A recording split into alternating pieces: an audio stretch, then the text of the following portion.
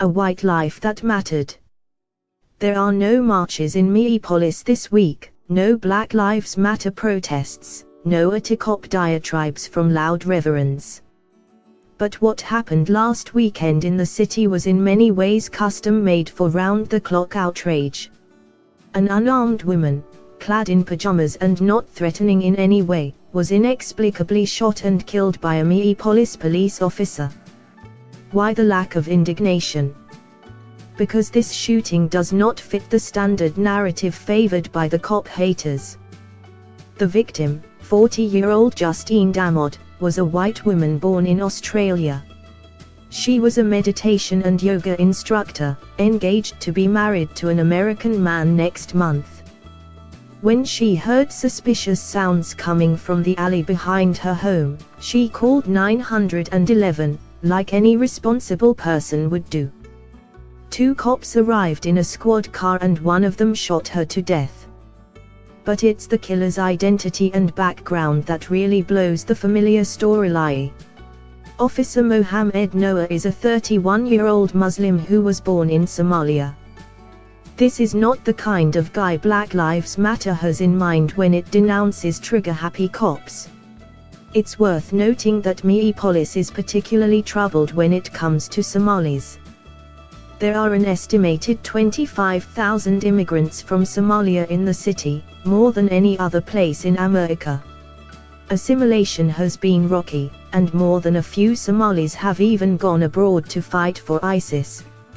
Just 2 days prior to being elected President of the United States, Donald Trump said this at a Minnesota rally.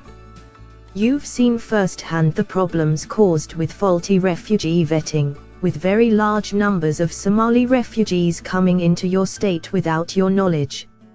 In response, ultra-liberal city leaders have gone out of their way to tamp down any fears, to proclaim the city's inclusiveness, and to celebrate Somali success stories.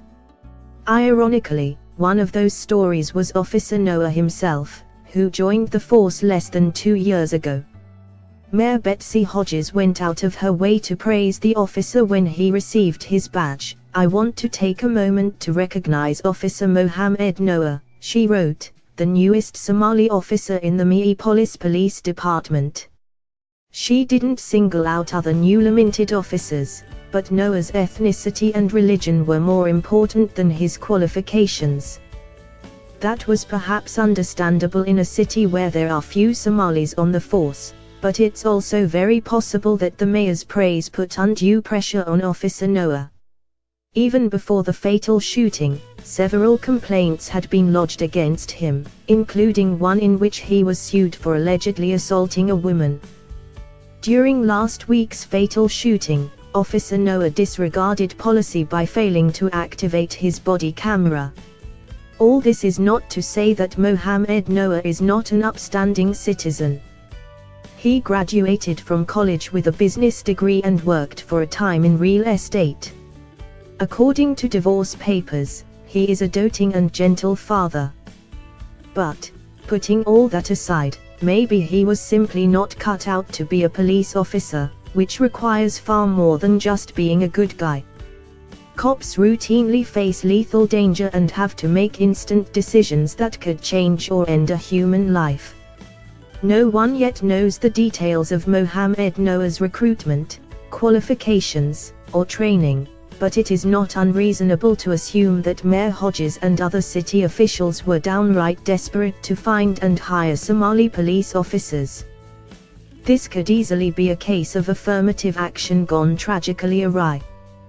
The reaction in Australia has been far more vocal than here in the States, where many news outlets have either ignored the story or failed to mention Noah's name or religion.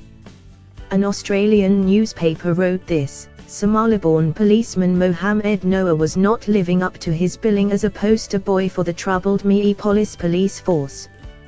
Yes, Noah was indeed a poster boy for diversity and inclusion and all those comforting buzzwords, but was he a good cop?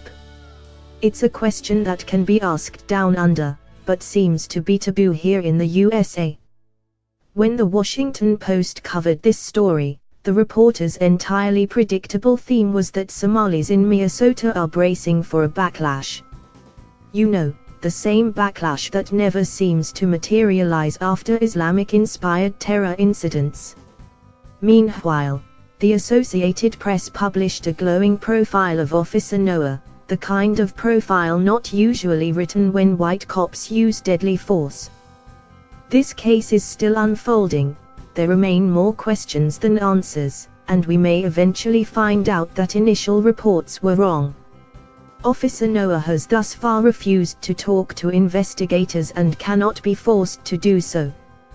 We will learn more when and if he breaks his silence. Meanwhile, Justine Damod's family and friends in Sydney are devastated, calling this their worst nightmare. Her American fiancé and her prospective stepson are absolutely shattered. And Black Lives Matter, Al Sharpton, Atifa, and the rest of the usual suspects. They are quiet. Very, very quiet. Which speaks volumes. Thanks for watching.